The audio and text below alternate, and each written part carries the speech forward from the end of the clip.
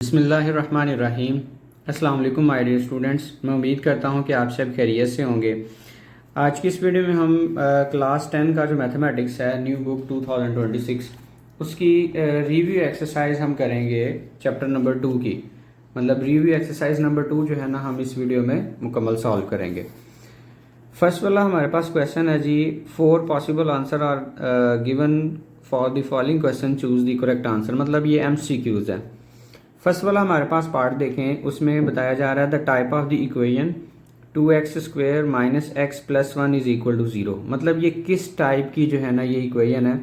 x की जो highest power होती है उसको हम डिग्री बोलते हैं। तो इसमें देख सकते हैं x की हाईएस्ट पावर 2 आ रही है, लिहाजा ऐसी इक्वेशन जिसकी हाईएस्ट पावर 2 हो उसको बोलते हैं क्वाड्रेटिक इक्वेशन। बाकी लीनियर ऐसी होती है जिसमें जो डिग्री है 1 हो, थर्ड डिग्री में 3 हो, प्योर क्वाड्रेटिक में ये जो कांस्टेंट वैल्यू है ये नहीं होती।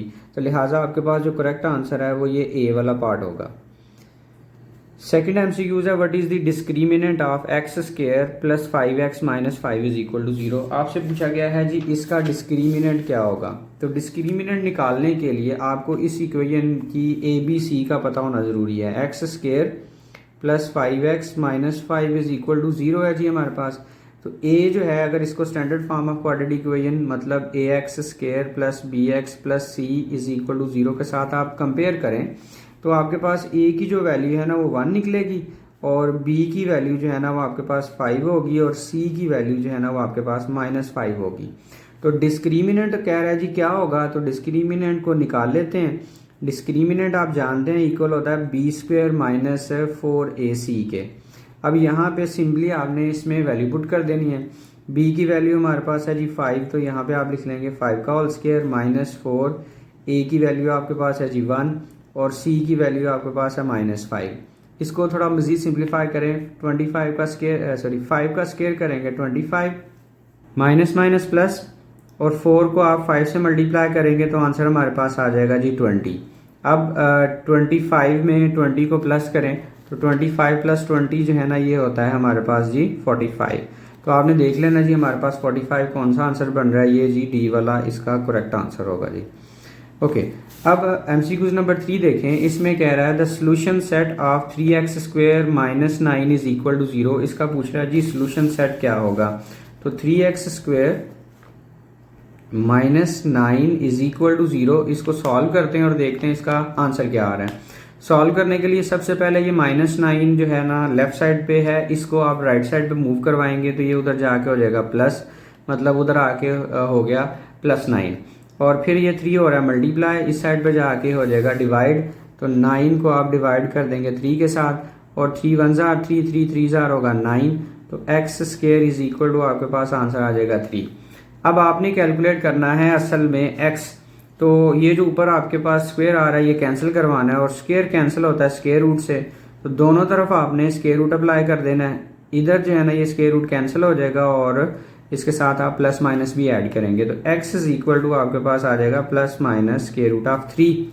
तो देखें जी ऑप्शन थर्ड वाले का बन रहा है करेक्ट है सी वाला, क्योंकि उसने बोला था सोल्यूशन सेट, इसलिए ये सी वाला इसका आंसर जो है ना करेक्ट होगा। Plus minus square root of 3 जो है ये इसका करेक्ट आंसर होगा। MCQ नंबर 4 देखें। Sum of the roots of 3x² plus 5x minus 12 is equal to 0। तो आप जानते हैं जो रूट्स का सम है ना वो इक्वल होता है -b/a के। तो यहाँ पे देखा जाए तो b की वैल्यू 5 है और a की वैल्यू हमारे पास 3 है। तो आपने सिंपली इसमें वैल्यू पुट कर देनी है। b की जगह पुट हो जाएगा -5, ये माइनस इस फार्मूले का है, और a की वैल्यू हमारे पास 3 है तो यहाँ पे ओवर में आ जाएगा हमारे पास 3। तो -5/3 इसका सम ऑफ द रूट्स होगा, जो कि इसका बी वाला ऑप्शन जो है ना ये करेक्ट होगा।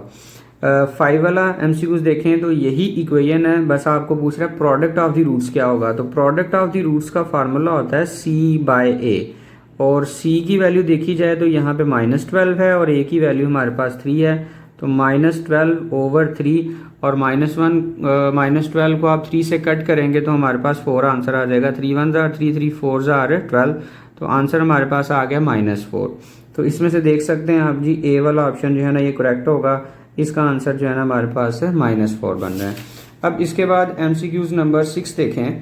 तो MCQ नंबर 6 में कह रहा है what are the roots of x - 3 x + 3 is equal to 0।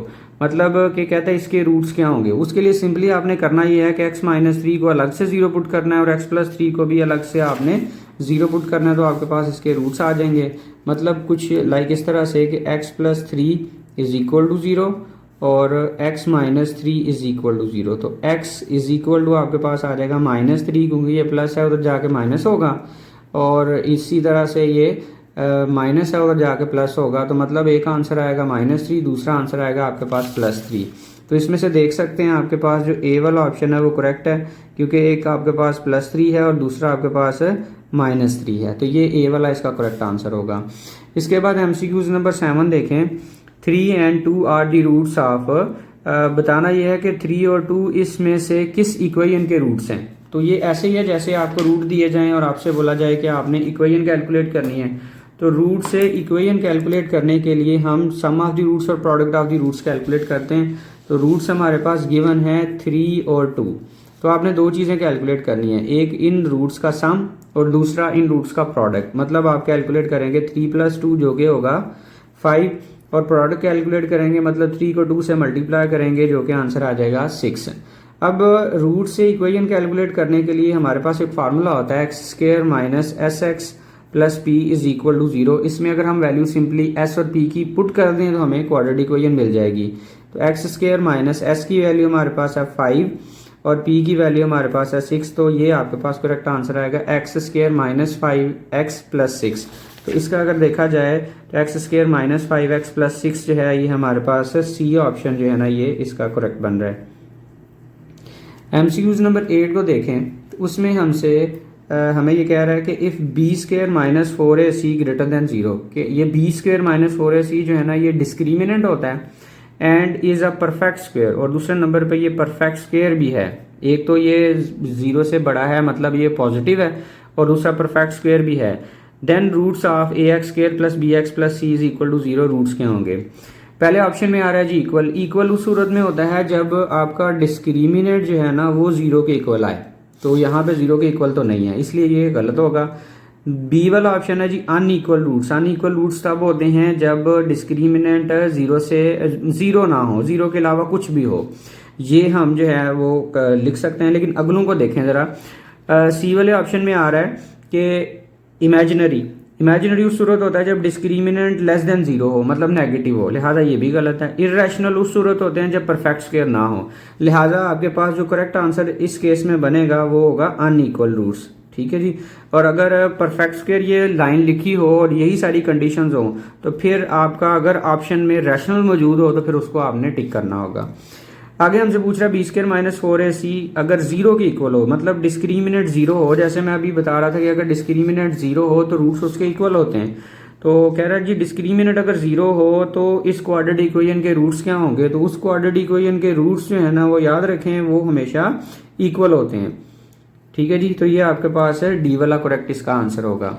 अब है MCQs नंबर 10। MCQs नंबर 10 में हमारे पास है जी subject C of x - 2c is equal to b है। आपने इसमें से c को सब्जेक्ट बनाना है और आपके पास इक्वेशन है x - 2c is equal to b।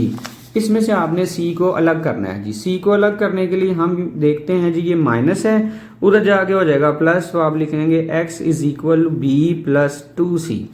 अब c को आपने अलग करना है एक तरफ। सब्जेक्ट बनाने का मतलब ये होता है कि उसको आपने अलग करके एक तरफ बना देना जी। ये प्लस b है, इस साइड पे आके माइनस b होगा, और ये है 2c, फिर x - b यहाँ पे। अब 2b जो है उधर से आपने इधर लेके आना, तो उधर मल्टीप्लाई हो रहा है, इस साइड पे आके हो जाएगा डिवाइड। तो c की वैल्यू आपके पास आएगी x - b/2। तो यहाँ से आप देख सकते हैं x - b/2 जो है ना ये MCQs 10 का C वाला जो है ना ये करेक्ट होगा।